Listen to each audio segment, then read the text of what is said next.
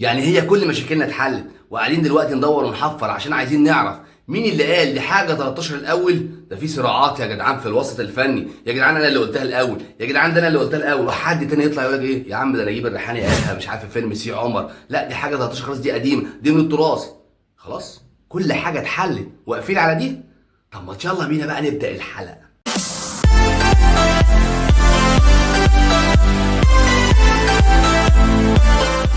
السلام عليكم ورحمه الله وبركاته. مبدئيا كده صلي على النبي، اشترك في القناه، فعل الجرس، تابعني لان انا عندي مشكله كبيره قوي.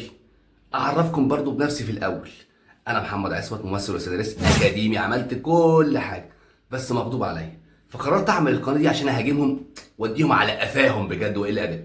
بس حد صاحبي في الوسط الفني راجل جامد قوي يعني، بس ما يقدرش يخدمني فنيا بصراحه. ليه؟ انا عارف امكانياته. قال لي طب بص يا عصمت، بدل ما تقعد تهاجم الناس اللي في الوسط الفني والناس اصلا ما تعرفكش، اعمل القناه ديت واشتغل عليها نقد فني. بمعنى اشوف مسلسل معين حلو اتكلم على حلاوته واتكلم على اسباب نجاحه، اشوف مسلسل تاني وحش اتكلم على سبب فشله من النواحي الاخراجيه ومن نواحي السيناريو من نواحي التمثيل، لان انا دارس ده كله. فقلت طب ايه اللي هيفيدني من الموضوع دوت؟ قال لي بص يا معلم، اللي هيفيدك ايه؟ كل اللي بيتابعك لما يلاقيك فاهم جدا في الاخراج وفي السيناريو وفي التحكم في الممثل فيتابعك يا معلم وتزداد ايه؟ قاعده. فمن هنا لما تيجي تقول فلان الفلاني زعلني هيبقى واثق فيك، لكن تطلع دلوقتي تقول ايه؟ النجم فلان الفلاني زعلني، مين اللي هيسال فيك؟ يقول لك مين ده؟ مين ده اصلا عشان يتكلم؟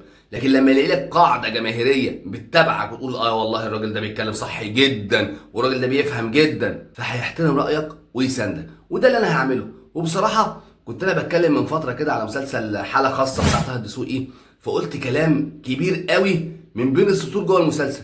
لقيت حد بيقول لي انت فاهم قوي اللي انت بتقوله ده صحيح، انا والله العظيم كنت متابع ده كله وعارفه، بس لقيت الناس كلها بتقول المسلسل حلو جدا فما رضيتش اتكلم. قلت لو قلت الكلام ده هيقولوا لي ايه يا عم انت ما بتفهمش حاجه في الفن، لكن انت قلت اللي انا قلته بالظبط. لا طبعا في غلطات كبيره جدا في المسلسل حصلت والمفروض ما كانتش تحصل، وبوظت المسلسل ووقعت من رتمه. المسلسل عالي وكان ناجح، بس لو كنا ظبطنا الحاجات دي كانت ظبطت اكتر والمسلسل كان عالي اكتر.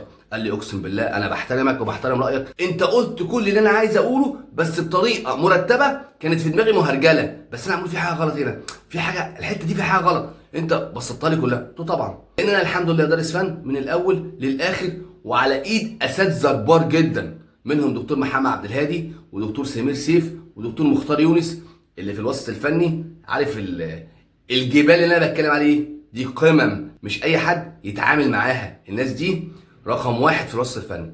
فانا قررت ان شاء الله هبقى معاكم الفتره اللي جايه، نتفرج على مسلسل، نتفرج على فيلم ونتكلم عنه. وبالمناسبه فيلم الاسكندراني فيلم وحش جدا جدا جدا وسيء، ولو الاستاذ اسامه انور عكاشه كان عايش كان لا مؤاخذه جري ورا منهم بالقباب. ده بقى الفيديو اللي انا هعمله الفتره اللي جايه، فيلم وحش قوي بوظوا تاريخ الراجل اللي اتربينا على كتابته. فاشوفكم بقى الفيديو الجاي ومش هطول عليكم وهستناكم ولازم تدعموني وهقول لكم فضايح ايه ما حصلتش. انا عارف انتوا بتموتوا في الفضايح زي حالاتي. يلا السلام عليكم.